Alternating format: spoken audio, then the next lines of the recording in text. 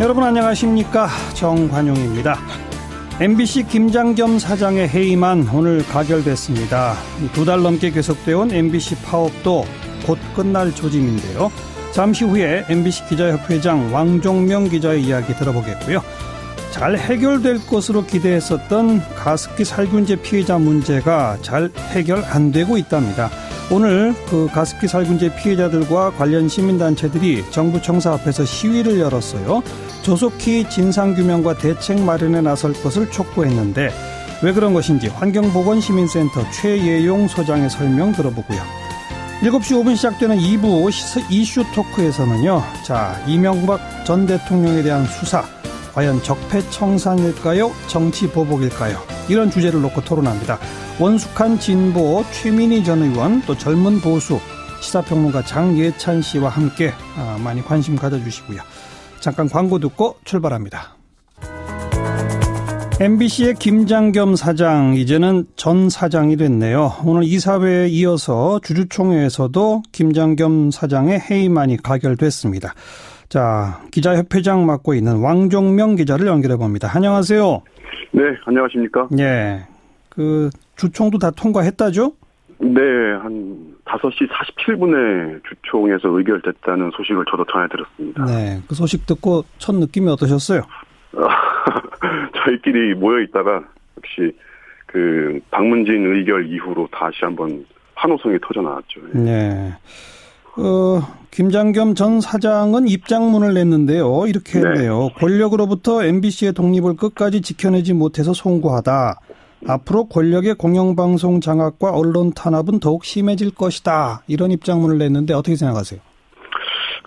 저희가 반복적으로 입장 표명은 했고요. 그 분의 주장이 일말의 어떤 대꾸의 가치도 없다는 거는 입장 표명을 여러 번 했는데, 이분이 계속 좀 반복적으로 대입시키는 것이 2008년도에 정현주 KBS 사장이 해임됐던 것을 자기가 지금 정권에 의해서 해임되는 것을 대입시켜서 계속 언론 장악의 피해자라고 주장들을 하거든요. 예. 근데 결정적으로 다른 건 두 가지입니다. 2008년도에 정현주 KBS 사장이 해임됐을 때의 KBS의 상황을 보면은 KBS의 위상이 어쩌면 그 당시가 절정기를 맞을 때였거든요. 네. 보도가 탐사 보도를 필치로 해서 굉장히 KBS의 보도가 굉장히 무르익은 시절이었고, 네.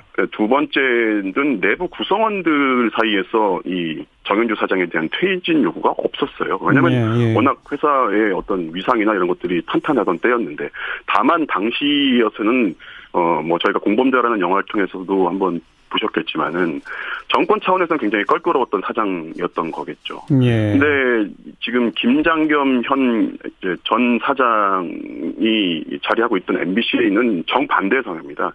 MBC는 신뢰도나 공정성 지수에서 최근 한 7년 동안 계속 최하위를 기록하는 엉망인 방송이 돼버렸고, 예. 또 저희가 파업을 앞두고서 실시했던 내부 구성원들을 상대로 한 퇴진 요구에 대해서 이게 조합원이든 비조합원인지를 떠나가지고 임원들을 뺀 전 구성원을 상대로 물었을 때 95% 정도가 김장겸 당시 사장은 퇴진해야 된다. 미래를 위해서. 예. 정반대 상황이었던 거죠. 예. 그러니까 이분이 무슨 언론 장악의 피해자라고 계속 주장하는 거는 저희로서는 궤변으로밖에 들리지 않습니다. 왜 이런다고 보세요, 그러면?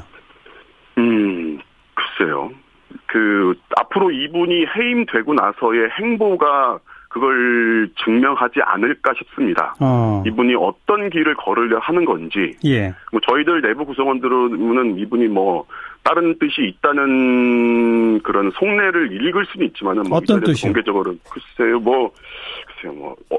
일단은 언론 장악의 피해자라는 어떤 자기 상품화가 된다면은 이거를 바탕으로 뭐가 될 수 있지 않을까. 이를테면 정치권으로 진입하기 위한 이런 얘기들을 구성원들끼리 하고 있는데 이거는 앞으로 지켜봐야 되겠죠. 이분이 앞으로 어떤 활동들을 할지를 보면은. 알겠습니다. 예. 조금 아까 왕종명 기자가 엉망이라는 단어까지 쓰셨는데, 그러니까 김장겸 전 사장은 그 엉망인 상태가 MBC의 독립 상태라고 보나 보죠? 이분의 궤적을 보면요. 지난 7년 동안의 궤적을 보면은 저희 MBC의 어떤 보도의 위상이 추락하는 방향과 이분의 자리가 올라가는 방향은 정반대입니다. 이분이 그 위로 올라갈수록 아하. MBC 뉴스의 위상은 추락했습니다. 예. 이분이 저희가 2012년도에 171일 파업을 할 때에 파업에 어떤 빌미를 줬던 보도의 문제점, 이분이 당시 정치부장이었고요. 네. 그리고 이 이후로 보도국장을 거쳤고 보도본부장을 거쳤고 예, 올해 예. 2월에 사장이 예. 됐단 말이죠. 예. 예, 이분의 위치가 위로 올라갈수록 MBC의 어떤 공영성과 신뢰도는 반대로 네. 정반대로 추락했다. 이것이 이분이 어떤 의도로다가 이렇게 망가뜨렸는지는 모르겠지만은 예. 뭐 이런 지표로다가 증명이 된다고. 대단한 능력이 있는 분이네요. 능력이죠, 이것도. 능력이라면은. 예. 이제 백종문 부사장이 사장 대행하는 체제로 가는 겁니까? 현재 법률 지위상으로 방문진에서 회사에 대한 인사권이 없는 한 새 사장이 들어와서 인사권을 지휘하지 않는 이상은 어떤 일정 부분의 과도기는 불가피할 수밖에 없다라고 보는 거고요. 저희는 어쨌든 김장겸이라는 사장 한 분이 자리를 떠났지만 그 김장겸 체제를 공고하게 구축했던 어떤 임원진이나 주요 보직자들이 남아있기 때문에 저희의 싸움은 김장겸 체제의 종결 때까지다라는 것이 저희의 확고한 입장입니다. 그런데 노조 파업은 15일 날 종료할 예정 뭐 이런 기사가 이미 났네요. 네.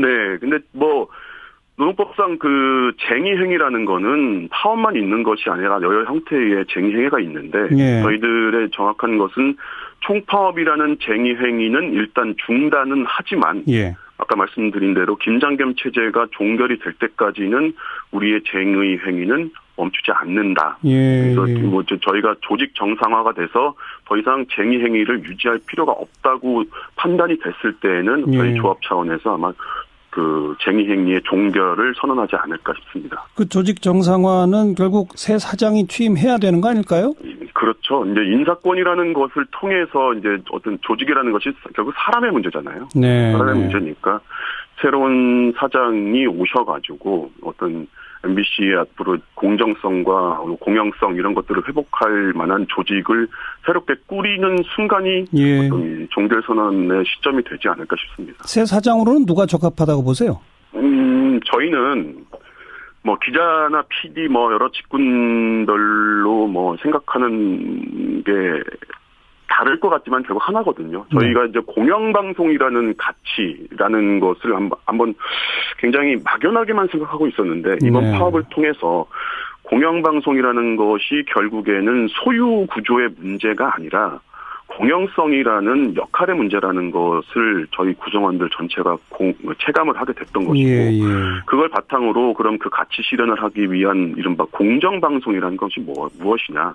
그건 구성원들에게 다양한 의견들을 소통할 수 있게끔 해주는 통로를 열어주고 그것을 발휘할 수 있는 어떤 근로적, 노동적 조건을 만들어주는 거라면은 그런 여건을 만들어 주실 만한 분으로 오는 거를 저희들은 기대를 하고 있죠. 언론계 주변에서는 MBC 출신이고 지금 JTBC 보도부문 사장으로 있는 손석희 사장이 MBC 사장으로 오는 거 아니냐 이런 소문들이 있던데 어떻게 보세요?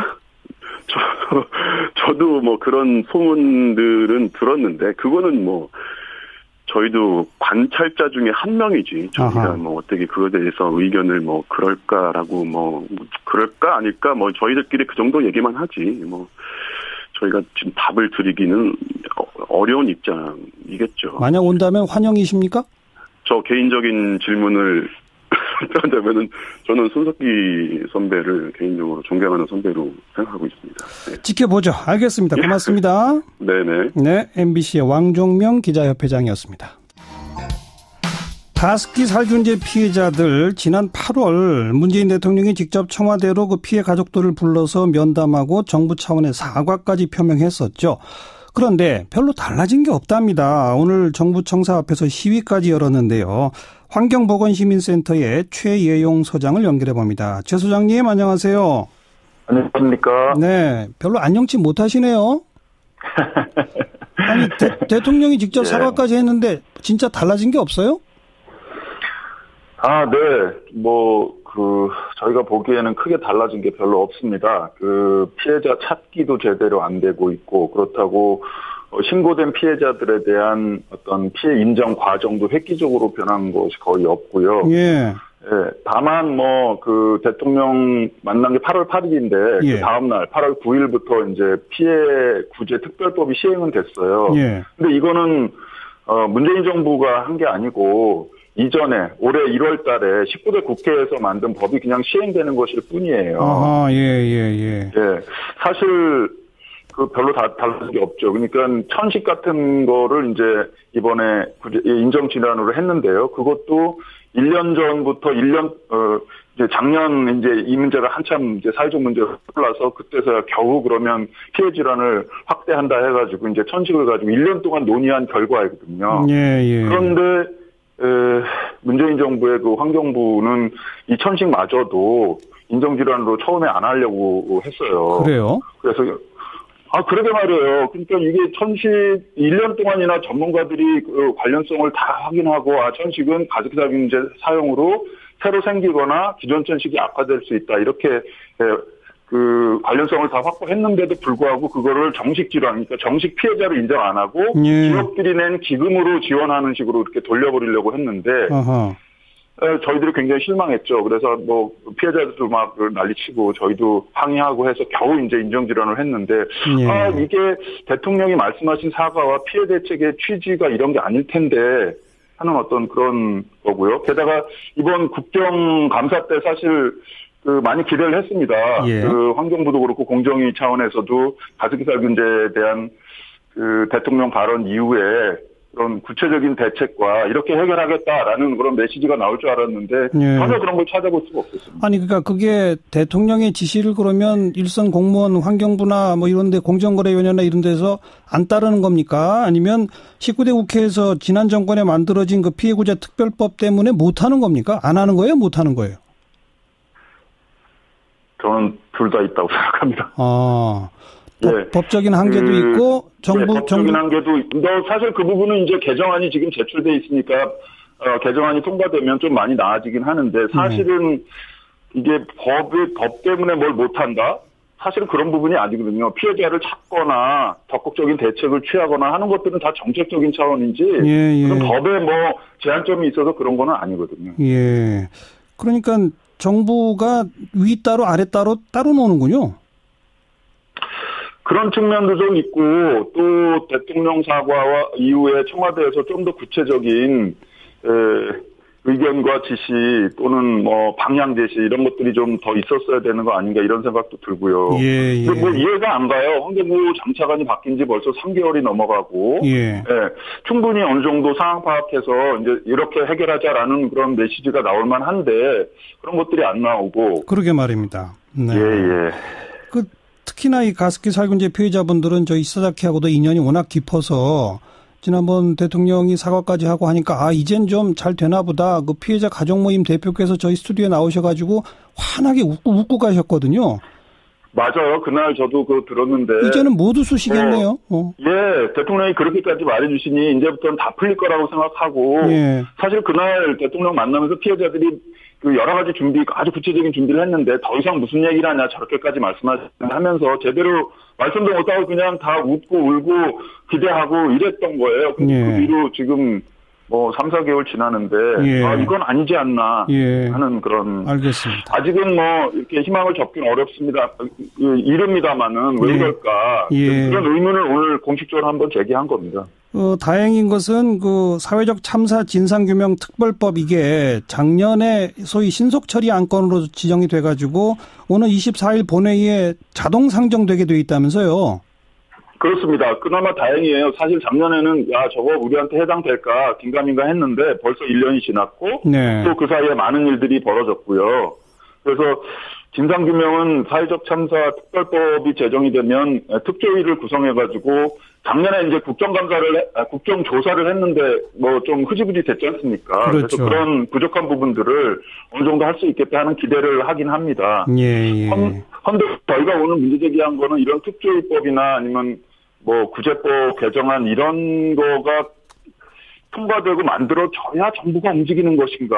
예. 그 부분에 알겠습니다. 예. 네.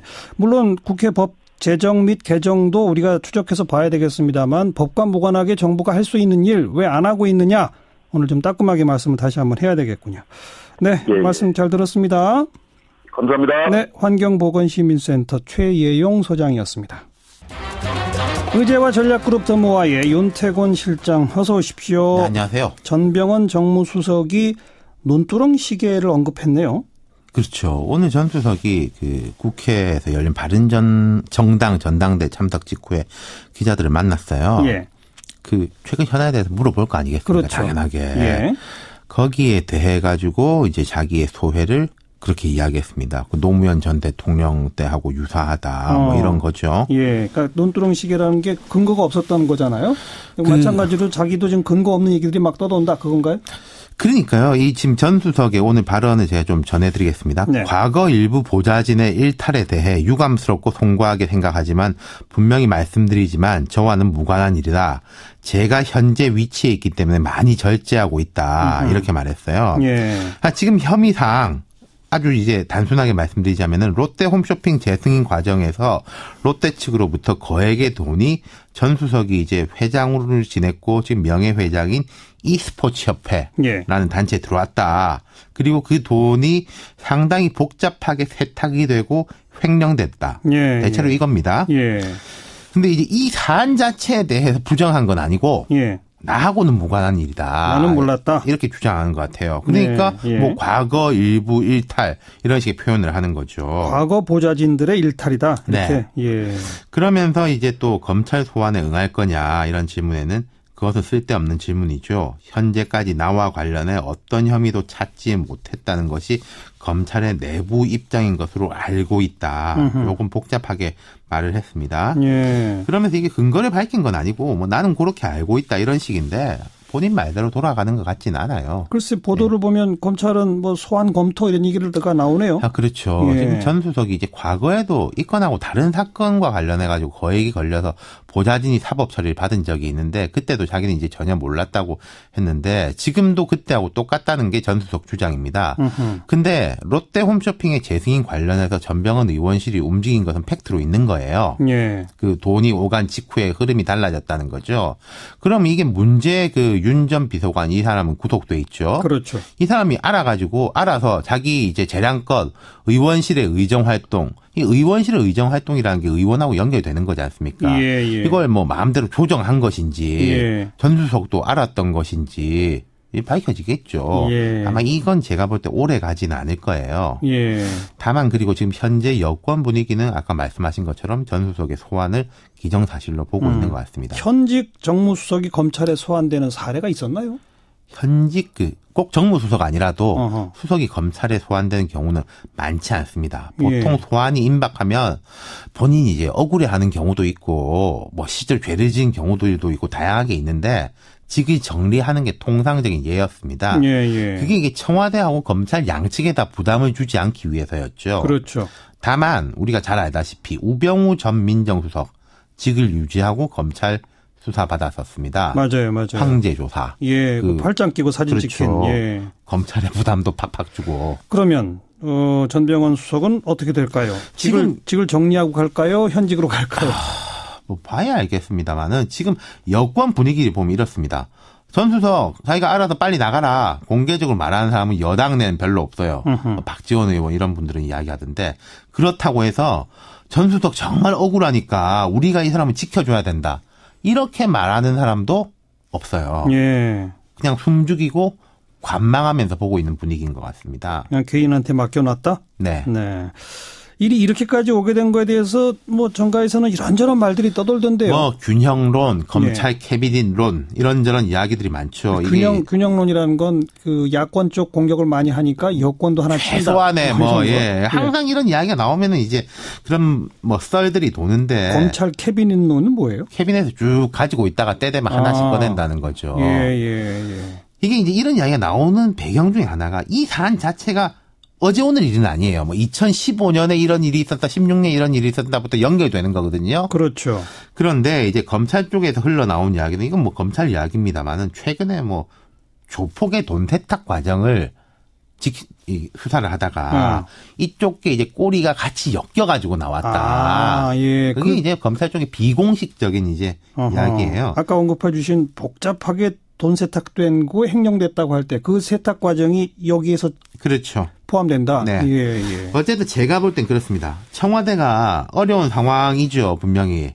이걸 뭔가 억지로 뒤집으려고 하면은 정말로 검찰한테 속된 말로 코 꿰일 거예요. 뭐 우리가 한번 봐주지 않았냐 이렇게 되는 거죠. 예. 잘못한 게 있으면은 원리 원칙대로 정리하고 그래야지 검찰 개혁도 더 크게 할 수 있습니다. 예. 그러니까 엉뚱한 걸로 권위 세울 일은 아닌데 그리고 하나 더 제가 몇 차례 말씀드렸는데 특별감찰관 있지 않습니까? 특별감찰관 지금 공석이죠. 그러니까요. 지금 6달, 7달째 공석이거든요. 예. 이거 사실 원래 특별감찰관이 있으면은 정무수석 그 청와대 수석에 관련된 사안은 특별감찰관이 처리하는 게 맞습니다. 맞죠. 그래야지 검찰 균형론 이런 이야기도 안 나오게 되는 거죠. 왜 특별감찰관 빨리 임명 안 하는지 이것도 참 궁금하군요. 그렇죠.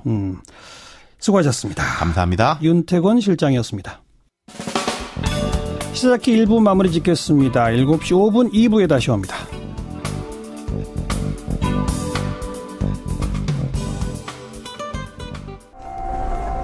시사잡기 2부 오늘 하루 화제가 된 뜬 뉴스 정리하면서 출발합니다. CBS의 김현지 기자 안녕하세요. 네, 안녕하세요. 네, 첫 소식은요?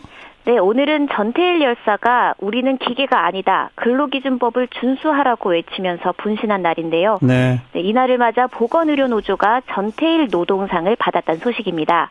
보건의료노조는 지난 20년 동안 비정규직 없는 병원을 만들고 암치료 무상지원 같은 의료 공공성을 높이는 데 앞장서 왔는데요. 예. 특히 올해는 2,227명의 신규 인력을 충원하고 비정규직 1,999명을 정규직화하는 아주 큰 성과를 거뒀습니다. 네, 그 보건의료노조의 위원장도 함께 화제가 되고 있던데요.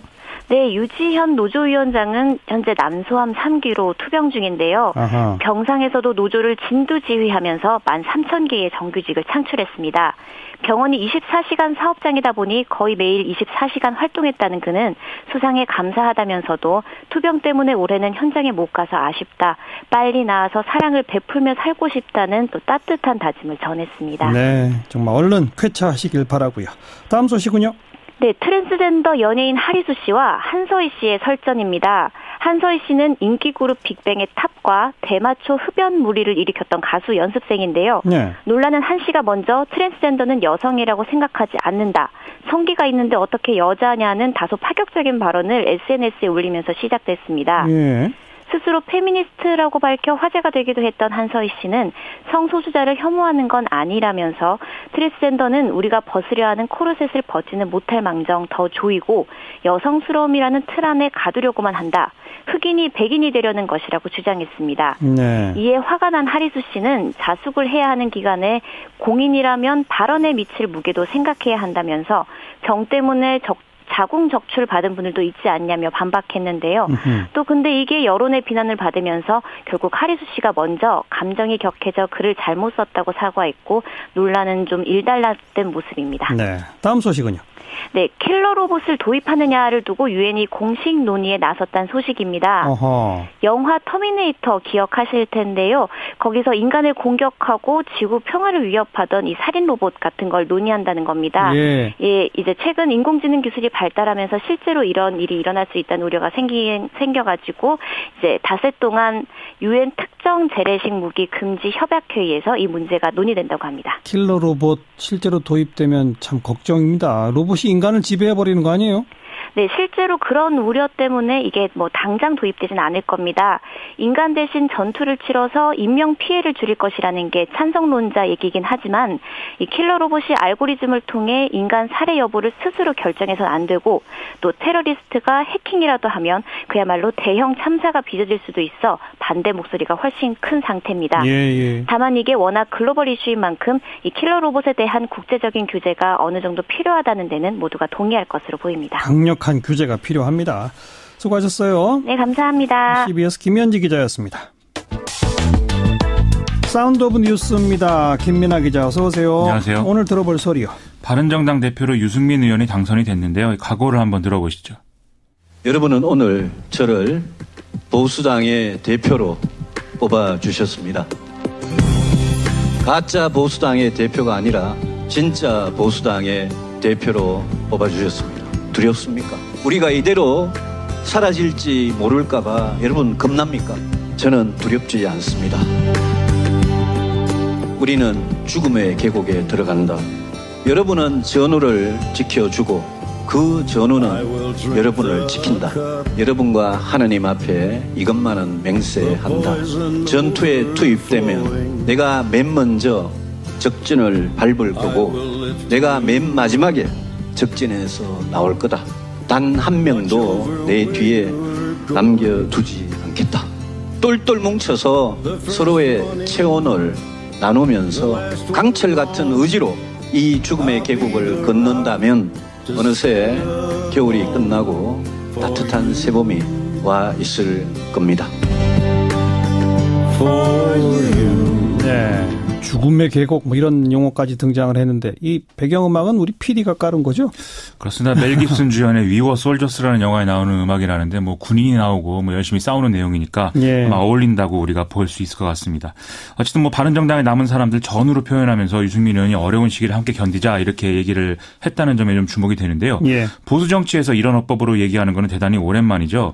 교섭단체 지위를 또 잃게 됐기 때문에 이런 식의 어떤 각오를 말하지 않을 수가 없는 상황이라는 것도 좀 자명한 것 같습니다. 어쨌든 유승민 의원은 오늘 전당대회에서 득표율 56.5%로 1위를 얻어서 당대표가 됐고요. 이외에 하태경 의원, 정운천 의원, 박인순 의원이 각각 2위에서 4위를 기록해서 최고위원회에 들어갔습니다. 네, 그냥 버티자 갖고는 안 되잖아요. 뭔가 비전이 있어야죠. 그렇죠. 그래서 이제 오늘 유승민 대표가 중도 보수 대통합 이걸 이루겠다고 얘기를 했는데요. 요즘에 정계 개편 논의할 때 중도 이렇게 얘기하면 뭐 국민의당이라고 보면 되고 보수라고 하면 바른정당과 자유한국당을 말하는 것으로 해석을 하면 되겠죠. 유승민 대표는 3당을 모두 모아서 통합 논의를 하는 게 현실적으로 어렵다고 하면 자유한국당과 국민의당의 각각의 창구를 만들어서 논의를 하겠다. 이렇게도 얘기를 하고 있습니다. 다만 뭐 통합 모색만 하고 다른 일을 안 할 수는 없으니까 지방선거 준비에도 매진하겠다. 이런 얘기를 같이 하고 있습니다. 네. 그리고 주호영 원내대표는 원래 이제 탈당 예고해 놨었는데 오늘 탈당계 제출했죠. 그동안은 당대표 권한대행을 했기 때문에 뭐 김무성 의원 등과 입장은 같이 하지만 탈당을 결정하지는 못한 그런 상태였다는 거죠. 또 오늘 새로운 지도부가 선출이 됐으니까 이제 탈당할 수 있는 조건이 갖춰졌다고 봐서 탈당계를 제출했다는 것이고요. 이로써 바른정당에 남아있는 의원 11명으로 줄었습니다. 어쨌든 뭐 주호영 원내대표까지는 탈당이 예고돼 있었던 거니까 그다지 뭐 충격이 크다 이렇게는 얘기할 수 없겠는데 앞으로도 추가 탈당이 있을 가능성이 논해지고 있다는 게 큰 문제죠. 추가 탈당이라면 누가? 언제요? 남경필 경기도지사 그리고 정병국 김세현 의원 등이 이제 분당 과정에서 자유한국당과의 통합전당대회 이런 걸 주장하지 않았습니까? 그렇죠. 유승민 의원이 좀 그간 입장에서 정계 개편이 가능하다는 쪽으로 좀 더 적극적으로 변한 것은 이 사람들의 주장 때문으로도 볼 수가 있겠는데요. 이걸 뒤집어 얘기하면 유승민 의원이 언급한 이 중도 보수 통합 이게 지지부진하거나 실패할 경우에는 방금 말씀드린 이제 그 흐름의 경우에는 추가 탈당을 선택할 수도 있다 이런 얘기가 된다는 거죠. 그래서 결과적으로 뭐 지방선거까지 과연 지금 규모가 유지될 수 있을 것이냐 이게 초미의 관심사가 되고 있는 상황입니다. 네, 다음 뉴스요. 홍종학 중소벤처기업부 장관 후보자 청문보고서 채택 결과적으로 오늘 무산이 됐는데요. 오늘 국회 산업통상자원 중소벤처기업위원회에서 오후 전체 회의가 열렸고 보고서 채택을 시도했는데 야당과 여당 입장 엇갈리면서 성과가 내지 못하고 종료가 됐습니다.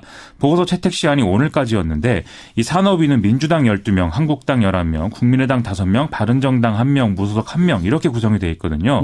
그런데 자유한국당이 반대 입장이 확고하기 때문에 오늘 처리는 뭐 무산이 되는 그런 상황이었습니다. 국민의당이 캐스팅 보트를 쥔 상태인데 어떤 입장이에요? 오늘 의원총회에서 일단 홍종학 후보자의 임명 반대 입장을 당론으로 채택하긴 했습니다. 하지만 청문 보고서를 채택할 것이냐 이건 산업위 소속의 개별 의원들에게 위임을 했거든요. 그래서 산업위 소속의 국민의당 의원들이 회의를 했는데 일단 두 가지 안을 제시하는 것으로 결론을 내렸습니다. 하지만 결과적으로는 자유한국당이 회의에 불참할 경우에는 이 보고서 채택은 처리가 안 된다라는 입장으로 수렴이 된 그런 모양새였습니다. 네. 그럼 이제 어떻게 되는 거예요? 더불어민주당은 국민의당의 이런 행보에 대해서 보고서 채택 무산의 책임은 안철수 대표 그리고 김동철 원내대표에 있다 이렇게 주장을 하고 있는데요. 이 두 사람이 의원들의 자율적 선택을 방해했다라는 게 이유입니다. 이 두 사람은 뭐 물론 이제 대표고 원내대표여서 책임이 크다라는 이제 평가를 받기 때문에 이런 비판을 받는 입장이기도 하지만 또 바른정당과의 연대 및 통합에 대해서 긍정적인 입장을 가진 사람들이라는 점도 이런 비판이 제기되는 이유이기도 합니다. 그런데도 정작 바른정당 소속의 정운천 의원은 회의에 참석했기 때문에 좀 뭐랄까 뭐랄까 아이러니한 상황이었다 이렇게 얘기할 수 있는 그런 상황입니다. 정문 보고서 채택이 안 되더라도 청와대는 임명할 수 있는 거죠? 청와대 10일 이내에 보고서 재송부를 국회에 요청할 수 있고요. 이 기간에도 채택이 되지 않으면 장관 임명을 강행할 수 있는데요. 만약에 임명 강행이 되게 되면은 또 여당 대 야당 구도가 이제 강화될 수밖에 없고 그러면 국민의당 태도는 보수 야당에 가까운 쪽으로 좀 기울겠죠. 자유한국당 일각에서는 홍종학 후보자 임명 그리고 이진성 헌법재판소장 후보자 임명 동의안 처리 이 두 가지를 연계하자 이런 주장까지 나오고 있다니까 좀 걱정이 되는 그런 상황입니다. 네. 다음 뉴스요. 북한군 병사 한 명이 판문점 공동경비구역 지역의 북측 초소에서 우리 측 지역으로 귀순을 해왔습니다. 이 병사는 귀순 과정에서 이 북한군의 총격으로 부상을 입고 군사분계선 남쪽 50m까지 내려와서 쓰러져 있는 채로 발견이 됐는데요. 이제 유엔사 헬기로 긴급 후송이 됐다고 하고요. 의식은 되찾았다고 하는데 뭐 생명에 지장이 있는 거냐 이 여부는 아직 밝힐 수 없는 상황이고 아주대병원에서 수술을 이제 진행 중이라고 합니다. 이 병사는 우리 군의 2등병에 해당하는 계급의 군복을 입고 있었는데 정확한 계급이나 신원이 확인되지 않은 상태라고 하고요.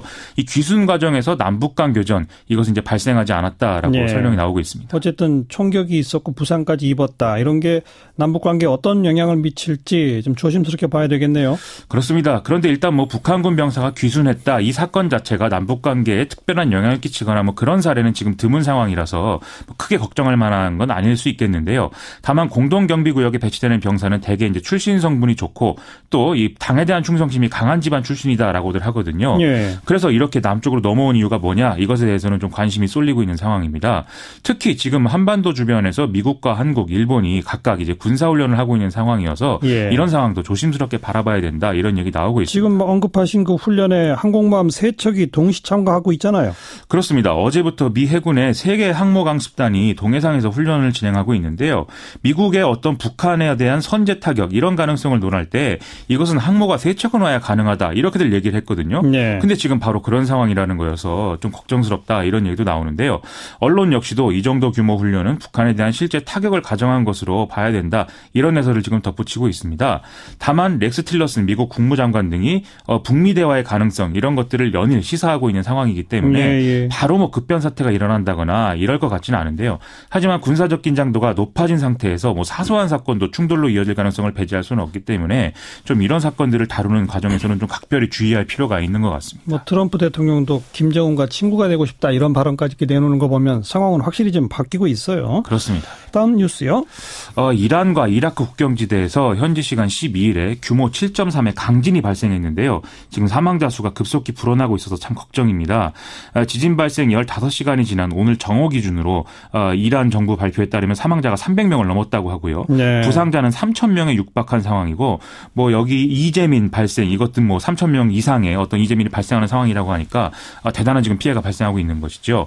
특히 지진 피해가 발생한 지역은 오지라고 하고 또 집이나 뭐 이런 구조물들이 뭐 흙으로 만들어졌다든지 이런 경우가 많다고 하거든요. 그래서 구조 활동도 쉽지 않은 상황이라 사망자 숫자는 앞으로 더 늘어날 가능성이 크다고 합니다. 이 추세대로라고 하면 지난 9월에 멕시코 지진 피해를 능가하는 올해 최악의 인명 피해를 기록할 가능성이 크다는 전망까지 나오고 있습니다. 예.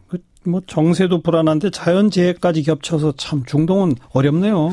그렇습니다. 이번에 지진이 일어난 이 이란과 이라크 아시다시피 시아파 정권이 주도하는 국가이지 않겠습니까? 이 수니파 종주국인 사우디아라비아와 이란의 힘겨루기 이게 예멘 내전 등에서도 대리전으로 심화된 바 있고요. 최근에는 레바논에서 같은 양상의 내전 가능성이 지금 확산되고 있다. 이런 평가도 나오고 있어서 참 걱정입니다. 뭐 이런 정치적 갈등과는 지금 별 관계없이 살고 있는 대다수의 일반 사람들의 고통이 커지는 게 참 문제인데요. 뭔가 지진이 발생했기 때문에 국제사회가 지원을 하는 이런 상황을 계기로 해서 이런 상황들을 반전시킬 수 있으면 좋겠는데 참 지금 상황을 보면 그러기는 쉽지 않아서 걱정입니다. 네. 다음 뉴스요. 가상화폐인 비트코인 가격이 급등했다가 폭락하는 과정에서 거래소 서버가 다운되는 사태가 일어나서 집단 소송까지 번지는 분위기라고 합니다. 그래요. 오늘 오후에 집단 소송을 모집으로 개설된 카페에 하루 새 3,000명이 넘는 가입을 해서 또 피해를 호소하고 있고 소송 동참 의사를 보이고 있다고 하는데요. 이를 계기로 해서 가상화폐에 대한 여러 문제가 제기되고 있어서 상당한 논란이 예고되고 있습니다. 어떻게 하다가 서버가 다운됐던 거예요? 이게 이제 비트코인 관련 거래가 엄청나게 늘어나면서 지금 기술적 한계가 논의되고 있는 상황이거든요. 그래서 비트코인의 어떤 개발자들이 좀 같은 시간 안에 좀 더 많은 거래를 가능하게 하는 일종의 이제 업데이트를 준비하던 상황이었던 겁니다. 그런데 이 개발자들 간의 어떤 입장이 합의가 되지 않고 또 개발자 그리고 채굴업자들 간의 의견의 일치가 벌어지지 않으면서 이 계획이 좀 무산된 그런 상황이었던 거죠. 그러자 이 문제를 지금 일부 해결해서 따로 지금 이 블록체인을 구성하고 있는 비트코인 비트코인의 개량형인 비트코인 캐시에 거래가 몰렸다는 것이죠. 아하. 그러다 보니까 이 비트코인 캐시 가격이 이제 천정부지로 솟구치는 이런 상황이 됐는데 이때 바로 서버가 다운되면서 이런 또 급하락하는 이런 상황이 벌어졌다는 겁니다. 단기간 사이에 거래량이 폭주하니까 서버가 못 버텼다. 그렇죠. 어제 오후에 거래량이 이런 식으로 폭주를 하다 보니까 가상화폐 거래소인 빗썸의 서비스가 일시 중단이 된 상황이었거든요. 그래서 비트코인 시세가 거의 200만 원에 달할 정도까지 쭉 올라갔다 내려가는 상황이 벌어졌는데 이 비트코인 캐시 투자자들은 이때 빗썸 서비스가 중단이 돼서 제때 매각을 하지 못해서 더 큰 손해를 봤다. 이렇게 주장을 하고 있습니다. 예. 사람에 따라서는 손해액이 거의 억대에 이른다고까지 하니까 상당한 피해다. 이렇게 얘기할 수 있겠죠. 네. 여기까지 수고하셨습니다. 고맙습니다. 김민아 기자였습니다. 네, 지금 검찰의 칼끝이 이명박 전 대통령을 향하고 있죠. 그래서 시사자키가 선정한 오늘의 노래입니다. 영화 킬빌 OST 중에서 Battle Without Honor or Humanity. 네, 시사 이슈 토크 시간입니다. 원숙한 진보 최민희 전 의원, 젊은 보수 시사평론가 장예찬 씨 두 분과 함께 하나의 주제를 놓고 토론하는 시간이죠. 오늘의 주제는 이명박 전 대통령에 대한 수사, 이게 과연 적폐청산일까요? 정치보복일까요? 이 주제입니다. 최민희 전 의원 어서 오십시오. 안녕하세요. 네, 장예찬 씨 어서 오세요. 안녕하세요. 네, 이명박 전 대통령이 바레인으로 출국하는 길에 이게 과연 감정풀이인가 정치보복인가 이런 의심이 들기 시작했다. 적폐청산 과정 보면서 이런 말을 했거든요. 그렇죠. 네. 장예찬 씨는 어떻게 생각하세요? 저는 참 지금 이 시대에 보수가 할 말이 없는 시대라는 생각이 사실은 많이 들어요. 제가 박근혜 전 대통령이나 이명박 전 대통령에게 저는 빚진 게 없는 사람이지만 항상 이런 방송 보수를 주제로 또 적폐청산이냐를 주제로 방송할 때마다 먼저 참 지난 9년의 국정 운영이 보수가 주도했던 국정 운영이 국민들에게 많은 실망을 줬구나. 그런 점에서 또 이 보수라고 자부하는 사람들은 모두 다 반성을 하는 필요가 먼저 있다. 이런 생각이 들고요. 예. 그러나 이게 단순히 이 모든 지금 정권에서 행해지고 있는 과정들이 다 적폐청산이다. 아니면 감정적인 정치 보복이다. 이렇게 딱 잘라서 말하기는 힘들 것 같습니다. 이명박 전 대통령 같은 경우 지금 검찰의 사정기관의 수사의 칼날이 자신에게 맞춰지고 있다 보니까 당연히 이것은 정치 보복이라고 말할 수밖에 없는 부분이 있는데 저 같은 경우는 우리가 다소간의 어떤 이슈나 이런 잡음을 만들어낸다 하더라도 이전 정권에서 관행적으로 잘못되어졌던 부분들, 예를 들면 국정원의 특수활동비를 청와대에 상납했던 부분들이라던가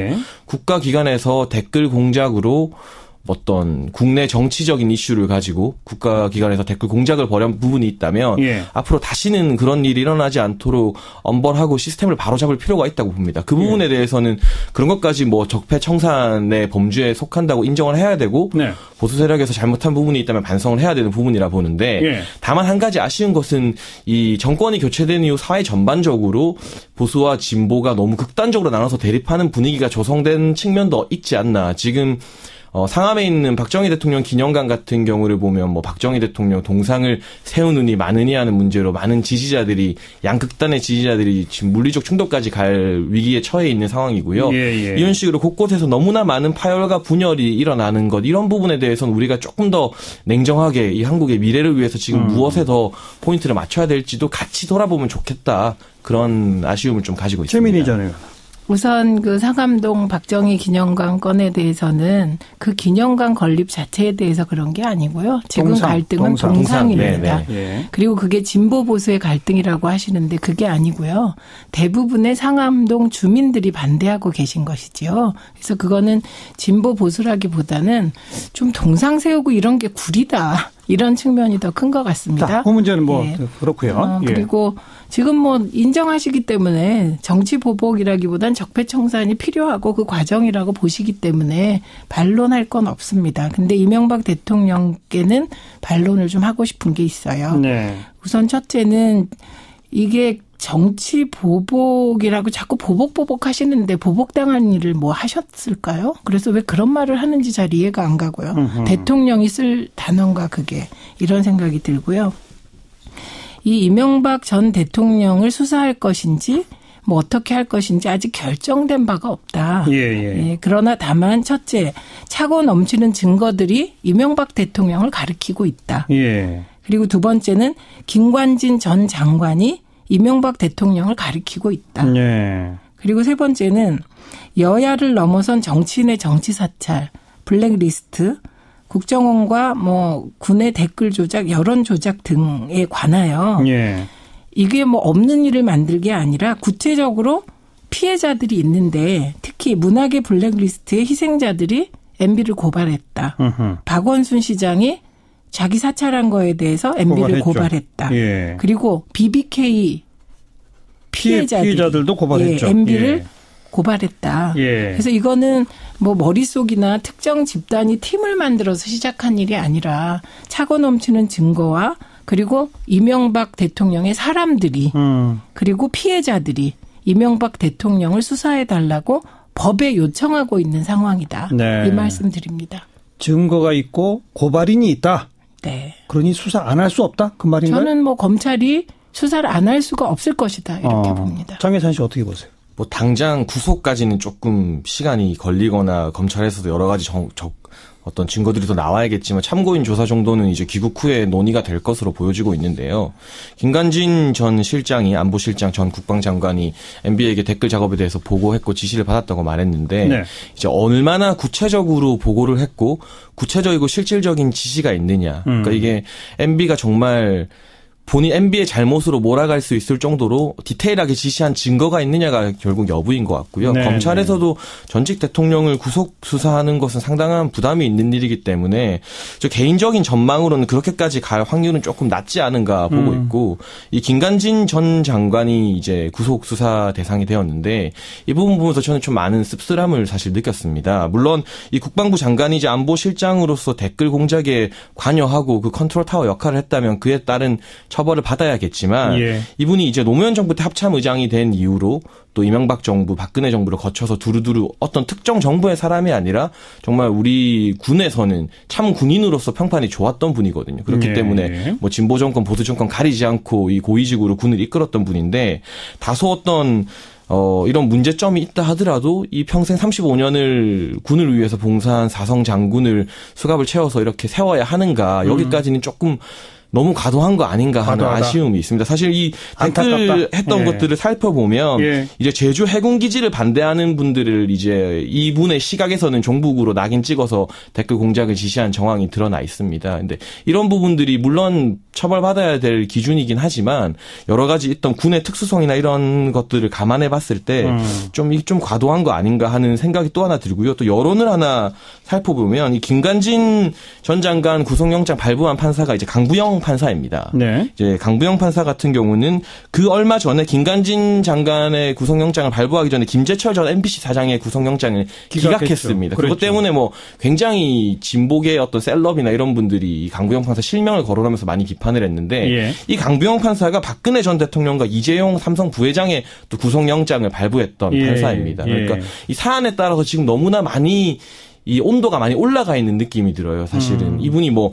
김재철 전 사장을 구속영장 기각했다 해서 뭐 적폐 판사다 이런 표현까지 받았는데 돌아보면은 또 김관진 실장에게도 구속영장을 발부하고 박통이나 이재용 부회장에게도 구속영장을 발부했던 분인데 우리가 이런 부분에 있어서는 좀 더 우리 사법 체계를 신뢰하고 냉정하게 법적인 판단을 봤으면 모르겠습니다. 이 부분은 그 부분은 뭐 지금 장혜찬 씨는 어쨌든 김관진 전 장관의 구속은 장혜찬 씨의 기준에서 볼 때는 좀 과도하다고 본다 이런 의견이네요. 아니 뭐 그거는 뭐 논란거리가 아닌 것 같습니다. 왜냐하면 35년 뭐 군 생활을 충실하게 했는지 한 분인 것보다는 지금 이분이 구체적으로 군 사이버 사령부를 통해서 법을 위반해서 정치 관여를 세게 했다는 거 아닙니까? 그리고 예. 구체적 구속 사유는 증거를 인멸할 우려가 있다. 이런 아주 구체적인 사실이기 때문에 뭐 그게 정서적으로 접근할 일인지는 잘 모르겠습니다. 예. 자유한국당의 홍준표 대표는 조선시대 망나니 칼춤을 연상시킨다는 표현까지 썼거든요. 근데 거기에 대해서 어떻게 보세요? 그냥 지금 홍 대표님의 행태가 좀 그런 거 아닌가. 저는 거꾸로 그런 생각이 들고요. 네. 뭐 각 당 입장에서 당이 바라보는 뭐 그런 입장이 있고요. 그리고 자유한국당은 지금 요즘 행태를 보면 14%의 탄핵을 반대하는 분들의 좀 안테나가 맞춰진 게 아닌가 싶어서요. 그냥 그런 말씀하는 게 당연하지만 여전히 국민적 지지는 14%, 15%의 그 발언에 대해서 머물지 않을까 싶습니다. 네. 아마 지금 오늘 최민희 전 의원과 장해찬 씨 사이에 어떤 논점은 제가 볼 때 이게 될 것 같아요. 그러니까 적폐청산 뭐 지난 9년 동안에 잘못된 국정 운영이 있다면 뭐 반성하고 척결해야 한다. 개선책도 마련해야 한다. 장해찬 씨도 그건 동의하시는 거니까. 하지만 지금 우리 국가의 상황이 너무 지나치게 갈등과 분열이 깊어지는 쪽으로 가는 거. 그러니까 이거는 좀 우려해야 되지 않느냐. 홍준표 대표가 망나니 했던 거 그 발언에 저는 동의하지 않는데 제가 좀 공감했던 발언은 이동관 전 수석이 이 적폐청산을 메스로 환부를 종양을 도려내듯 해야지 이게 도끼로 찍어내듯 하면 안 된다. 그러니까 세심하게 정말 필요한 부분만 해야 된다. 저는 이 발언에 좀 공감이 갔거든요. 제가 아까 강병훈 판사 이야기를 하는 경우도 우리가 국민들도 또 좀 더 냉정하고 차분하게 정말 필요한 부분에서만 적폐청산에 어떤 신경을 쏟고 또 미래로 나아가는데 에너지를 집중해야 되는데 이 구속영장 기각되고 발부되는 이 하나의 사건을 가지고 한 사람을 법조인을 적폐판사로 몰았다가 또 어떤 때는 훌륭한 판사로 몰았다가 이런 식으로 너무나 많이 격앙되어 있는 것에 대해서 우리가 좀 더 차분해지자는 말을 하고 싶고요.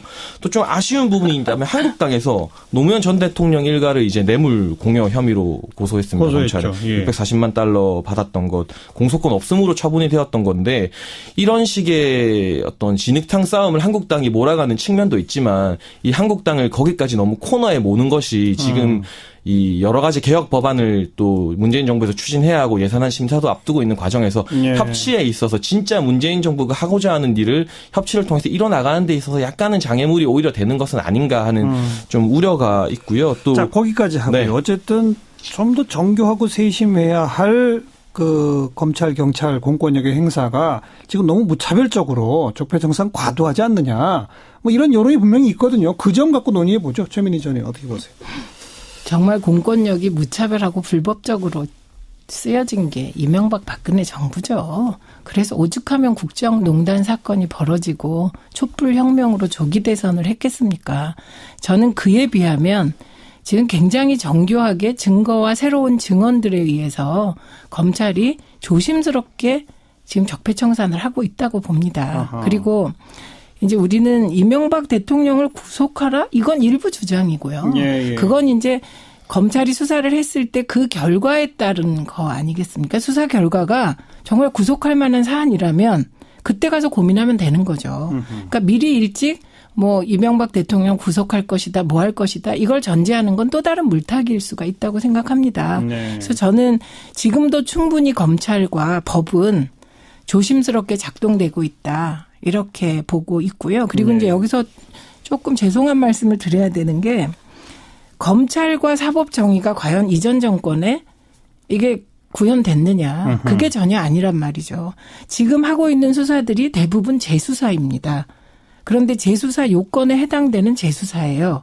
그 이유가 뭐냐면 댓글 사건에 대해서 군사이버사령부에 대해서 이전 정권의 검찰과 사법부가 이거 조사하고 재판했습니다. 근데 그때 제대로 못해서? 예, 그때 제대로 못했고 그야말로 촛불에 의해서 정권이 교체된 결과 검찰과 사법부가 이제 제대로 일하고 있는 겁니다. 그래서 지금 진실이 드러나고 있는 것이고요.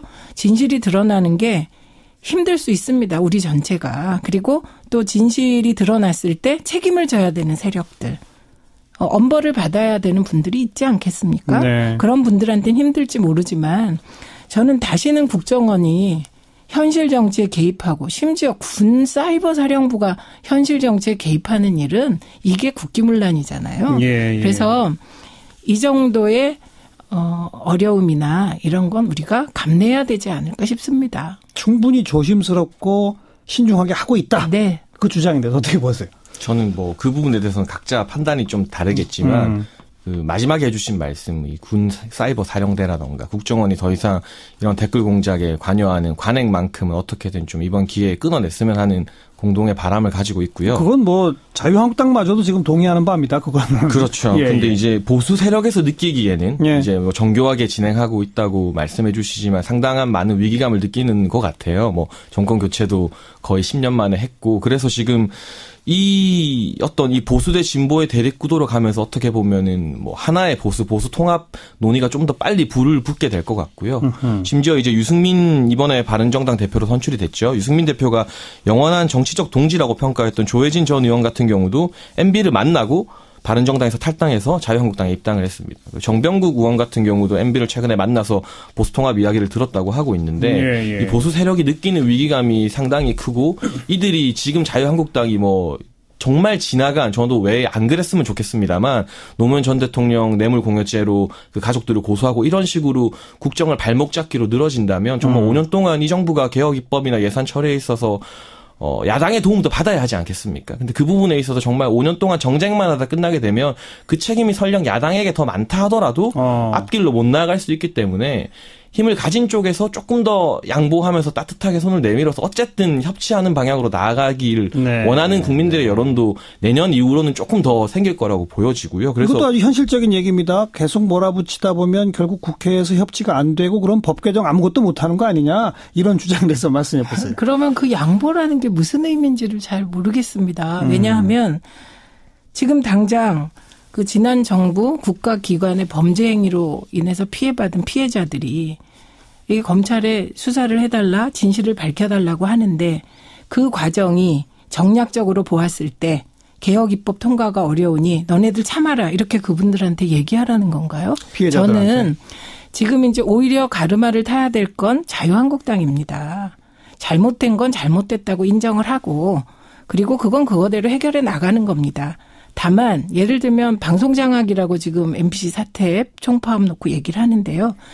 지금 그런 말을 하시면 안 되는 거죠. 예를 들면 사장을 선임하는 과정에서 문재인 정부 청와대가 낙하산을 내려보냈다. 그럴 때 방송장악이라고 싸우시면 되는 겁니다. 네. 지금까지의 과정은 이명박 박근혜 정부의 방송장악의 적폐를 내부 구성원들이 해소하기 위해서 몸을 바쳐서 애쓰는 과정인 것이거든요. 그래서 발목을 잡는다는 얘기를 듣는 게 이런 지점이고요. 그래서 도저히 수사를 안 할 수가 없어서 하고 있는 겁니다. 제가 보기엔 최소한이고요. 예. 이 최소한은 어쩔 수 없습니다. 박원순 시장이 부당하게 국정원의 정치 사찰로 피해를 봤다 내가. 그런데 그 정점에 MB가 있는 것 같다. 수사해달라고 고발했습니다. 그러면 국가는 답을 해야죠.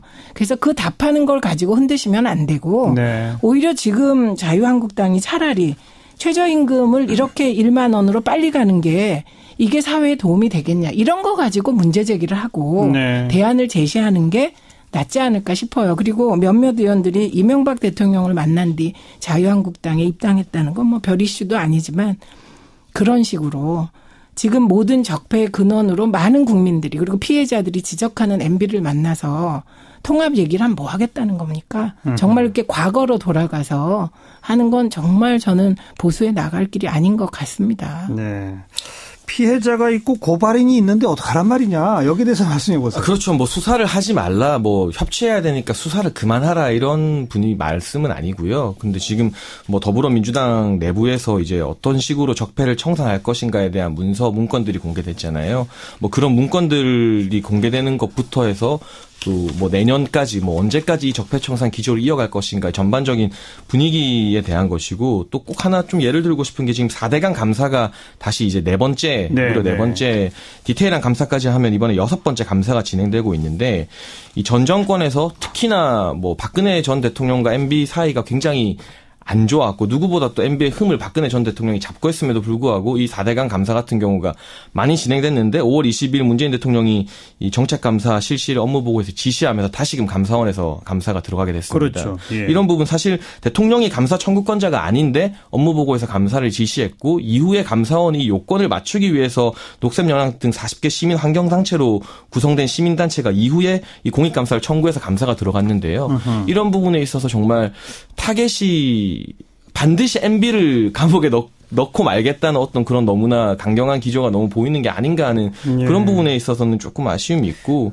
수사하지 말자 뭐 이런 차원이 아니라 과연 이 기조를 언제까지 끌고 갈 것인가 말씀하신 것처럼 저도 최저임금이라던가 예를 들면 이번에 방중에서 시진핑 동아시아 지금 순방하시면서 시진핑 주석과 정상회담 했잖아요. 한중 정상회담 굉장히 중요한 이슈였고 저는 대단히 좋은 뉴스를 대통령께서 만들어냈다고 보셨는데 그 당일 이제 인기 뉴스 기사 순위를 보면 전부 다 이명박 전 대통령이 그 적폐 관련해서 정치 보복이라 했던 인터뷰가 뉴스를 다 가려버리더라고요. 그런 부분은 오히려 이 새롭게 국정 철학을 전개한 이 정부에서 꼭 득이 되는 것만은 아니지 않나. 정책 논쟁으로 가게끔 안 되게 하는 게 적폐청산일 수도 있다. 이런 지적이 있네요. 언제까지 여기에 매몰되어 있어야 하느냐는 아쉬움이 좀 있냐는 거죠. 언제까지 여기에 매몰되어 있어야 되냐는 표현하고요. 적폐청산에 동의한다는 건 같이 갈 수 없는 표현입니다. 그러니까 조금 더 생각을 같이 해봤으면 좋겠고요. 그다음에 감사원이 10번이고 20번이고 4대강을 감사해도 문제가 없어야 되는 것이지요. 지금 중요한 것은 감사원이 감사할 때마다 새로운 사실이 드러날 정도로 4대강 사업이 문제가 많았다는 게 중요한 겁니다. 내용상으로. 그리고 감사원의 정치 감사 부분도 어떻게 할지 해결해야 되겠죠. 그다음에 이제 민주당 문건 말씀하셨는데 저는 뭐 민주당 문건 봤습니다. 근데 뭐 국정감사에서 나온 내용들을 쭉 정리한 것이더라고요. 그거를 또 이렇게 정치적으로 악용하시는 이유는 참 알 수가 없습니다. 그래서 되게 할 말이 없으신 게 아닌가 자유한국당 이런 생각이 드는데요. 구체적으로 적폐 현황에 들어간 내용들을 보시면 이건 뭐 정쟁의 대상이 아닙니다. 첫째는 제2롯데월드 인허가권 같은 경우 이게 범법적 요소가 있는지 살펴보자. 그다음에 두 번째는 국가정보원 개혁 방안에 정치인 사찰이 다시는 안 들어가도록 내용을 잘 다듬자. 그다음에 세 번째는 2015년에 있었던 한일 위안부 협상 진상조사하고 정부 차원에서 제대로 못하면 국회 청문회 하자. 네 번째는 다스에 관해서 부당특혜 지원 의혹이 있다면 수사하자. 그리고 특히 상속세를 물납하지 않았습니까? 그 김재정 씨 죽고 사망하고 나서. 이 물납으로 대납하는 과정에서 문제가 있었는지 살펴보자. 좀 이상하다. 이런 내용. 그다음에 MB 자원개발은 부실했다. 손실조사 한번 해보자. 그다음에 다스 같은 경우 좀 이상하지 않냐? 기업 공개가 필요하지 않을까? 다스가 히든 챔피언으로 선정되는 과정에 이게 좀 이상한 말이 있다. 살펴보자. 이 정도 내용인데 이게 뭐가 문제가 된다는 건지. 장해찬 씨는 이런 문건의 존재 자체를 가지고 이것이 정치적으로 기획되어서 사정기관과 함께 이렇게 조직적으로 움직인다고 보시는 거예요? 어떻게 보시는 거예요? 뭐 그런 연관성을 아예 부인하기는 힘들지 않을까 부인하기 싶고요. 힘들다. 왜냐하면 사정기관 같은 경우도 우리가 삼권 분립이 돼 있다고 하지만 사실은 뭐 이 집권 여당이나 정부에서 어떤 방향으로 드라이브를 거는지에 대해서 상당히 신경을 또 쓸 수밖에 압박을 받지 않겠습니까? 그런 부분이 언론에 공개되는 것 자체가. 압박을 받는 것하고 그다음에 사전에 같이 기획한 건 굉장히 다른 일이거든요. 그리고 이번 문건은 제목도요. 국정감사에서 제기된 적폐 현황입니다. 그걸 쭉 정리한 것이 불과하다. 자료를 정리한 건데 그걸 가지고 사정기관과의 기획에 뭐 의심이 간다 이렇게 얘기하면 그건 안 되는 기획이라기보다는 것입니다. 그 국감에서 제기하신 분들이 다 또 집권 여당 의원님들이 제기하셨을 테니까 하신 것들이니까 그 리스트가 이렇게 정리되어서 공개되는 것 자체가 검찰에게 너네 빨리 수사를 안 하고 뭐 하느냐는 식의 압박의 제스처로 좀 비춰질 수 있다고 보고 그렇게 되면 또 나중에 정권이 바뀌었을 때 아니면 지금 같은 경우도 전 정권이 아닌 전전 정권의 문제까지 또 이렇게 하나하나씩 다 들여보게 되면 정말 제가 반대했지만 개인적으로는 반대했지만 자유한국당이 노무현 전 대통령 정권 시기의 어떤 문제들을 가지고 다시 또 고소하고 특검을 정우택 원내대표 같은 경우는 특검을 하자고 하고 있습니다. 국회에서. 그런 특검법을 또 발의하자고 하고 이런 식의 정쟁으로 계속되어서 결국은 우리가 정말 중요해야 될 논의들을 에너지는 한정되어 있는데 그 해야 될 논의들은 조금 뒷전이 되지 않을까. 그래서 좀 더 정교하게 가자 이런 말씀드리는 거죠. 아니 근데 그 지금 제가 2007년에 우리가 530만 표차로 대선에서 지고 정말 2008년 9년 탈탈 털렸습니다. 그런데 나온 게 별로 없었어요. 그런데 지금 다시 재조사 요건이 된다면 검찰은 이전 정부 것도 재조사해야 되겠죠. 그런데 문제는 재조사 요건이 안 됨에도 불구하고 어거지를 쓰고 있다. 이게 문제라고 봅니다. 그다음에 이제 지금 말씀하실 때 국정감사에서 제기된 적폐 현황의 내용을 보고 검찰이 이걸 수사하라는 압박으로 볼 것이다. 뭐 압박 될 수도 있을 겁니다. 그런데 중요한 건 검찰이 압박 받는다고 해서 수사에 못 들어갑니다. 예를 들면 수사 요건이 돼야 되는데 알겠습니다. 물증이 있거나 뭐가 있어야 되는 거기 때문에 그런 걱정은 안 하셔도 될 것 같습니다. 여기까지 하고 30초씩만 마무리 발언 장해찬 씨부터.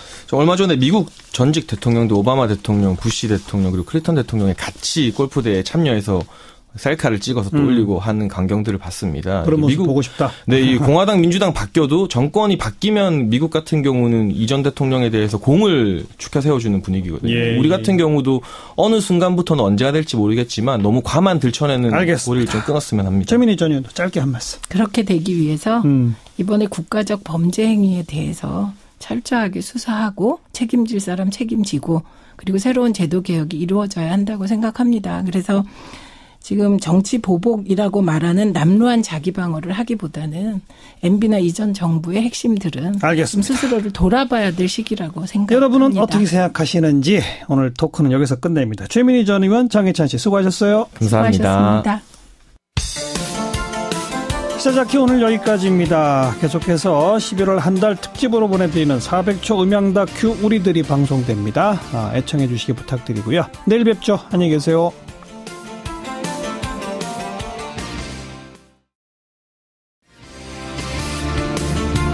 여러분 안녕하십니까? 정관용입니다. MBC 김장겸 사장의 해임안 오늘 가결됐습니다. 2달 넘게 계속되어 온 MBC 파업도 곧 끝날 조짐인데요. 잠시 후에 MBC 기자협회장 왕종명 기자의 이야기 들어보겠고요. 잘 해결될 것으로 기대했었던 가습기 살균제 피해자 문제가 잘 해결 안 되고 있답니다. 오늘 그 가습기 살균제 피해자들과 관련 시민단체들이 정부 청사 앞에서 시위를 열었어요. 조속히 진상규명과 대책 마련에 나설 것을 촉구했는데 왜 그런 것인지 환경보건시민센터 최예용 소장의 설명 들어보고요. 7시 5분 시작되는 2부 이슈 토크에서는요. 자, 이명박 전 대통령에 대한 수사 과연 적폐청산일까요? 정치보복일까요? 이런 주제를 놓고 토론합니다. 원숙한 진보 최민희 전 의원 또 젊은 보수 시사평론가 장예찬 씨와 함께 많이 관심 가져주시고요. 잠깐 광고 듣고 출발합니다.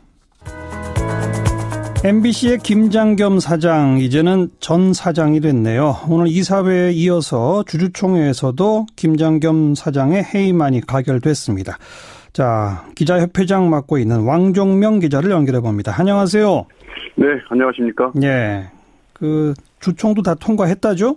네, 한 5시 47분에 주총에서 의결됐다는 소식을 저도 전해 들었습니다. 네, 그 소식 듣고 첫 느낌이 어떠셨어요?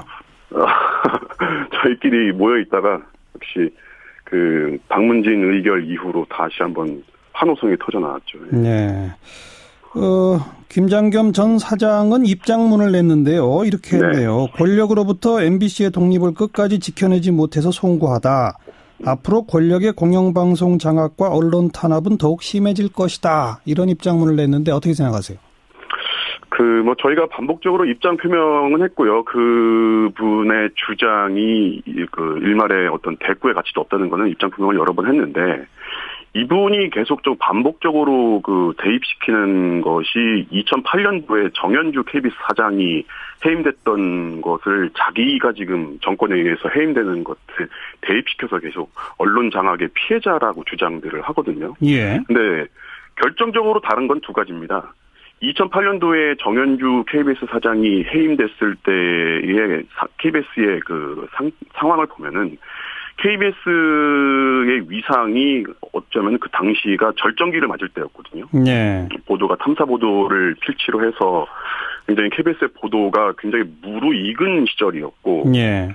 두 번째는 내부 구성원들 사이에서 이 정현주 사장에 대한 퇴진 요구가 없었어요. 왜냐하면 워낙 회사의 어떤 위상이나 이런 것들이 탄탄하던 때였는데, 다만 당시여서는 저희가 공범자라는 영화를 통해서도 한번 보셨겠지만은 정권 차원에서는 굉장히 껄끄러웠던 사장이었던 거겠죠. 예. 근데 지금 김장겸 전 사장이 자리하고 있던 MBC는 정반대의 상황입니다. MBC는 신뢰도나 공정성 지수에서 최근 한 7년 동안 계속 최하위를 기록하는 엉망인 방송이 돼버렸고, 예. 또 저희가 파업을 앞두고서 실시했던 내부 구성원들을 상대로 한 퇴진 요구에 대해서 이게 조합원이든 비조합원인지를 떠나가지고 임원들을 뺀 전 구성원을 상대로 물었을 때 95% 정도가 김장겸 당시 사장은 퇴진해야 된다. MBC를 위해서. 예. 정반대 상황이었던 거죠. 예. 그러니까 이분이 무슨 언론 장악의 피해자라고 계속 주장하는 거는 저희로서는 의견으로밖에 들리지 않습니다. 왜 이런다고 보세요, 그러면? 글쎄요. 앞으로 이분이 해임되고 나서의 행보가 그걸 e스포츠 협회라는 단체에 들어왔다. 그리고 그 돈이 상당히 복잡하게 세탁이 되고 횡령됐다. 대체로 이겁니다. 근데 이제 이 사안 자체에 대해서 부정한 건 아니고 나하고는 무관한 일이다. 나는 몰랐다. 이렇게 주장하는 것 같아요. 그러니까 뭐 과거 일부 일탈 이런 식의 표현을 하는 거죠. 과거 보좌진들의 일탈이다. 이렇게. 그러면서 이제 또 검찰 소환에 응할 거냐 이런 질문에는 그것은 쓸데없는 질문이죠. 현재까지 나와 관련해 어떤 혐의도 찾지 못했다는 것이 검찰의 내부 입장인 것으로 알고 있다. 조금 복잡하게 말을 했습니다. 그러면서 이게 근거를 밝힌 건 아니고 뭐 나는 그렇게 알고 있다 이런 식인데 본인 말대로 돌아가는 것 같지는 않아요. 글쎄 보도를 보면 검찰은 뭐 소환 검토 이런 얘기가 나오네요. 그렇죠. 지금 전 수석이 이제 과거에도 이 건하고 다른 사건과 관련해가지고 거액이 걸려서 보좌진이 사법 처리를 받은 적이 있는데 그때도 자기는 이제 전혀 몰랐다고 했는데 지금도 그때하고 똑같다는 게 전 수석 주장입니다. 근데 롯데 홈쇼핑의 재승인 관련해서 전병헌 의원실이 움직인 것은 팩트로 있는 거예요. 그 돈이 오간 직후에 흐름이 달라졌다는 거죠. 그럼 이게 문제의 윤 전 비서관 이 사람은 구속돼 있죠. 그렇죠. 이 사람이 알아서 자기 이제 재량껏 의원실의 의정 활동, 이 의원실의 의정 활동이라는 게 의원하고 연결되는 거지 않습니까? 이걸 뭐 마음대로 조정한 것인지 전 수석도 알았던 것인지 밝혀지겠죠. 아마 이건 제가 볼 때 오래 가지는 않을 거예요. 다만 그리고 지금 현재 여권 분위기는 아까 말씀하신 것처럼 전 수석의 소환을 기정사실로 보고 있는 것 같습니다. 현직 정무수석이 검찰에 소환되는 사례가 있었나요? 현직 꼭 정무수석 아니라도 수석이 검찰에 소환되는 경우는 많지 않습니다. 보통 소환이 임박하면 본인이 이제 억울해하는 경우도 있고 뭐 시절 죄를 지은 경우도 있고 다양하게 있는데 직을 정리하는 게 통상적인 예였습니다. 그게 이게 청와대하고 검찰 양측에다 부담을 주지 않기 위해서였죠. 그렇죠. 다만 우리가 잘 알다시피 우병우 전 민정수석 직을 유지하고 검찰 수사 받았었습니다. 맞아요. 황제 조사. 그 팔짱 끼고 사진 그렇죠. 찍힌. 검찰의 부담도 팍팍 주고. 그러면 전병헌 수석은 어떻게 될까요? 직을 정리하고 갈까요? 현직으로 갈까요? 뭐 봐야 알겠습니다만은 지금 여권 분위기를 보면 이렇습니다. 전 수석 자기가 알아서 빨리 나가라 공개적으로 말하는 사람은 여당 내는 별로 없어요. 박지원 의원 이런 분들은 이야기하던데 그렇다고 해서 전 수석 정말 억울하니까 우리가 이 사람을 지켜줘야 된다. 이렇게 말하는 사람도 없어요. 그냥 숨죽이고 관망하면서 보고 있는 분위기인 것 같습니다. 그냥 개인한테 맡겨놨다? 네.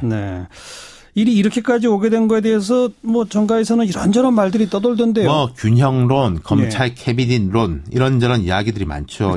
균형론이라는 건 그 야권 쪽 공격을 많이 하니까 여권도 하나 친다. 최소한의 항상 이런 이야기가 나오면은 이제 그런 뭐 썰들이 도는데 검찰 캐비닛론은 뭐예요? 캐비닛을 쭉 가지고 있다가 때 되면 하나씩 꺼낸다는 거죠. 이게 이제 이런 이야기가 나오는 배경 중에 하나가 이 사안 자체가 어제 오늘 일은 아니에요. 뭐 2015년에 이런 일이 있었다, 16년에 이런 일이 있었다부터 연결되는 거거든요. 그렇죠.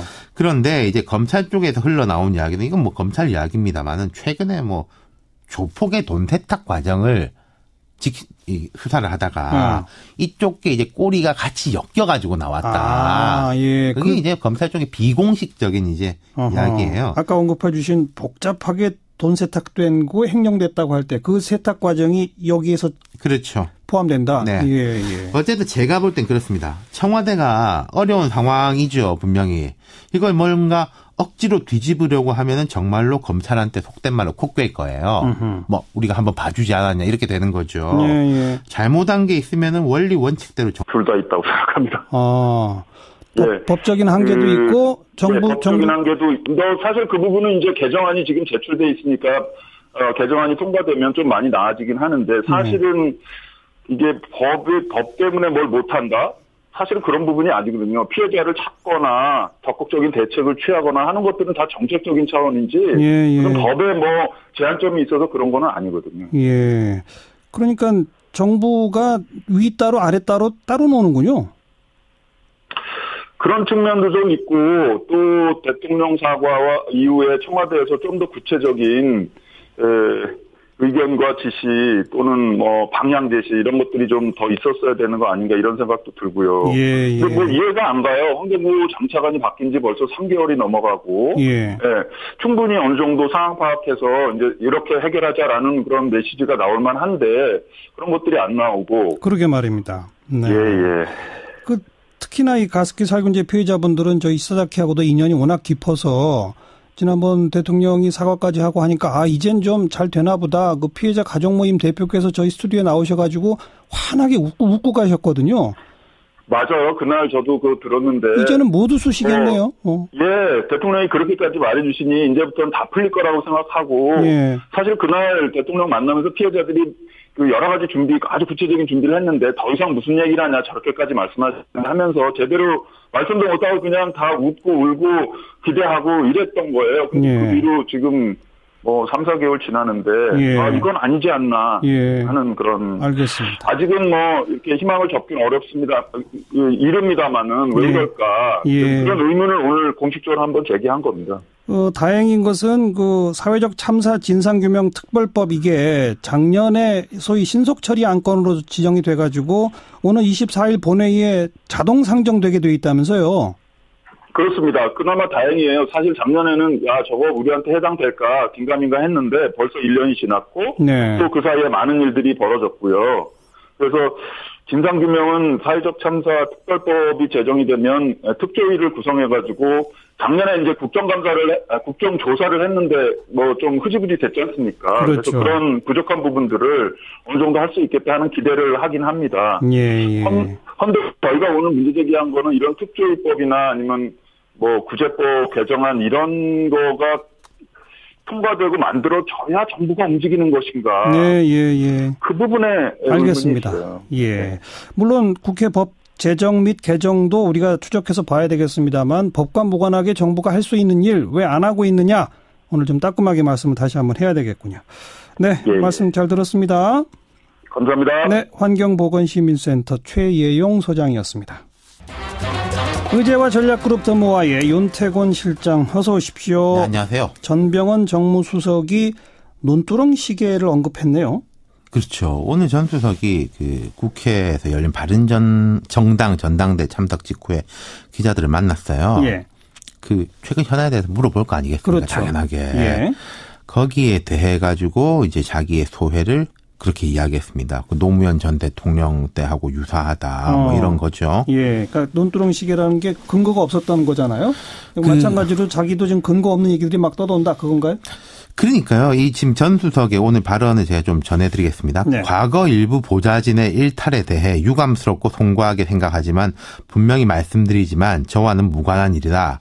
제가 현재 위치에 있기 때문에 많이 절제하고 있다. 이렇게 말했어요. 지금 혐의상 아주 이제 단순하게 말씀드리자면은 롯데 홈쇼핑 재승인 과정에서 롯데 측으로부터 거액의 돈이 전 수석이 이제 회장으로 지냈고 지금 명예회장인 증명하지 않을까 싶습니다. 이분이 어떤 길을 걸으려 하는 건지. 뭐 저희들 내부 구성원들은 이분이 뭐 다른 뜻이 있다는 그런 속내를 읽을 수는 있지만은 뭐 어떤 뜻이요? 공개적으로 글쎄요 일단은 뭐 언론 장악의 피해자라는 어떤 자기 상품화가 된다면은 이거를 바탕으로 뭐가 될 수 있지 않을까. 이를테면 뭐 정치권으로 진입하기 위한 뭐 이런 얘기들을 구성원들끼리 하고 있는데 이거는 앞으로 지켜봐야 되겠죠. 이분이 앞으로 어떤 활동들을 할지를 보면은 알겠습니다. 조금 아까 왕정명 기자가 엉망이라는 단어까지 쓰셨는데 그러니까 김장겸 전 사장은 그 엉망인 상태가 MBC의 독립 상태라고 보나 보죠?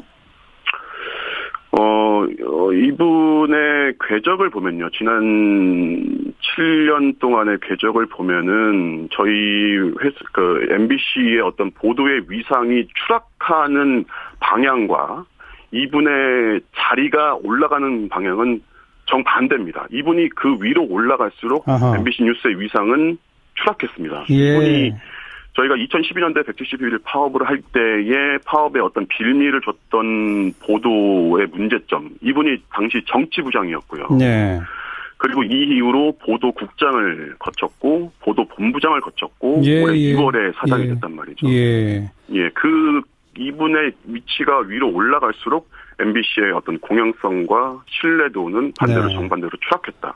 이것이 이분이 어떤 의도로다가 이렇게 망가뜨렸는지는 모르겠지만은 뭐 이런 지표로다가 증명이 된다고.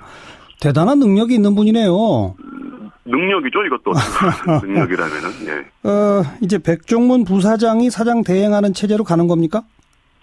현재 법률 지위상으로 방문진에서 회사에 대한 인사권이 없는 한 새 사장이 들어와서 인사권을 지휘하지 않는 이상은 어떤 일정 부분의 과도기는 불가피할 수밖에 없다라고 보는 거고요. 저희는 어쨌든 김장겸이라는 사장 한 분이 자리를 떠났지만 그 김장겸 체제를 공고하게 구축했던 어떤 임원진이나 주요 보직자들이 남아있기 때문에 저희의 싸움은 김장겸 체제의 종결 때까지다라는 것이 저희의 확고한 입장입니다. 그런데 노조 파업은 15일 날 종료할 예정 뭐 이런 기사가 이미 났네요.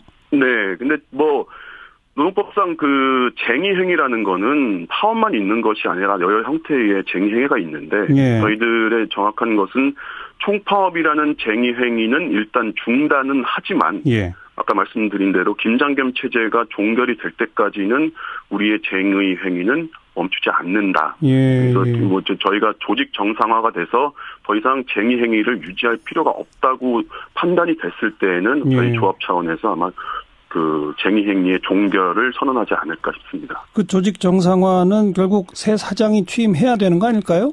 그렇죠. 이제 인사권이라는 것을 통해서 이제 어떤 조직이라는 것이 결국 사람의 문제잖아요. 사람의 문제니까 새로운 사장이 오셔가지고 어떤 MBC의 앞으로 공정성과 공영성 이런 것들을 회복할 만한 조직을 새롭게 꾸리는 순간이 어떤 종결 선언의 시점이 되지 않을까 싶습니다. 새 사장으로는 누가 적합하다고 보세요?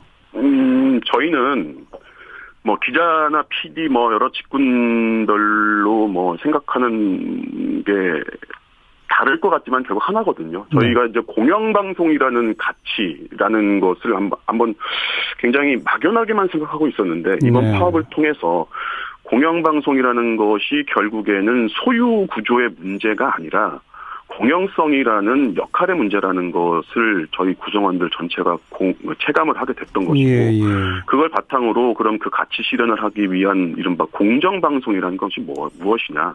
그건 구성원들에게 다양한 의견들을 소통할 수 있게끔 해주는 통로를 열어주고 그것을 발휘할 수 있는 어떤 근로적, 노동적 조건을 만들어주는 거라면은 그런 여건을 만들어 주실 만한 분으로 오는 거를 저희들은 기대를 하고 있죠. 언론계 주변에서는 MBC 출신이고 지금 JTBC 보도부문 사장으로 있는 손석희 사장이 MBC 사장으로 오는 거 아니냐 이런 소문들이 있던데 어떻게 보세요?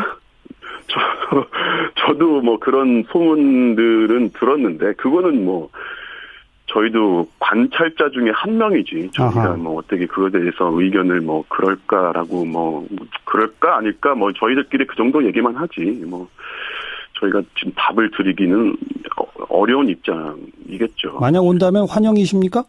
저 개인적인 질문을 하자면은 저는 손석희 선배를 개인적으로 존경하는 선배로 생각하고 있습니다. 네. 지켜보죠. 알겠습니다. 고맙습니다. 네네. 네, MBC의 왕종명 기자협회장이었습니다. 가습기 살균제 피해자들 지난 8월 문재인 대통령이 직접 청와대로 그 피해 가족들을 불러서 면담하고 정부 차원의 사과까지 표명했었죠. 그런데 별로 달라진 게 없답니다. 오늘 정부 청사 앞에서 시위까지 열었는데요. 환경보건시민센터의 최예용 소장을 연결해 봅니다. 최 소장님 안녕하세요. 안녕하십니까. 네, 별로 안녕치 못하시네요. 아니 대통령이 직접 사과까지 했는데 진짜 달라진 게 없어요? 네. 저희가 보기에는 크게 달라진 게 별로 없습니다. 피해자 찾기도 제대로 안 되고 있고, 그렇다고, 신고된 피해자들에 대한 어떤 피해 인정 과정도 획기적으로 변한 것이 거의 없고요. 다만, 대통령 만난 게 8월 8일인데, 그 다음날, 8월 9일부터 이제 피해 구제 특별법이 시행은 됐어요.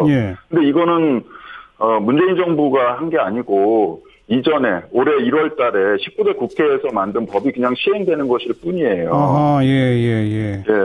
사실 별로 달라진 게 없죠. 그러니까 천식 같은 거를 이제 이번에 인정 질환으로 했는데요. 그것도 1년 전부터 이제 작년 이제 이 문제가 한참 이제 사회적 문제로 흘러서 그때서야 겨우 그러면 피해 질환을 확대한다 해가지고 이제 천식을 가지고 1년 동안 논의한 결과이거든요. 예. 그런데 문재인 정부의 그 환경부는 이 천식마저도 인정 질환으로 처음에 안 하려고 했어요. 그래요? 그래서 그러게 말이에요. 그러니까 이게 천식 1년 동안이나 전문가들이 그 관련성을 다 확인하고 천식은 가습기살균제 사용으로 새로 생기거나 기존 천식이 악화될 수 있다. 이렇게 그 관련성을 다 확보했는데도 불구하고 그거를 정식 질환, 그러니까 정식 피해자를 인정 안 하고 기업들이 낸 기금으로 지원하는 식으로 이렇게 돌려버리려고 했는데 저희들이 굉장히 실망했죠. 그래서 뭐 피해자들도 막 난리치고 저희도 항의하고 해서 겨우 이제 인정 질환을 했는데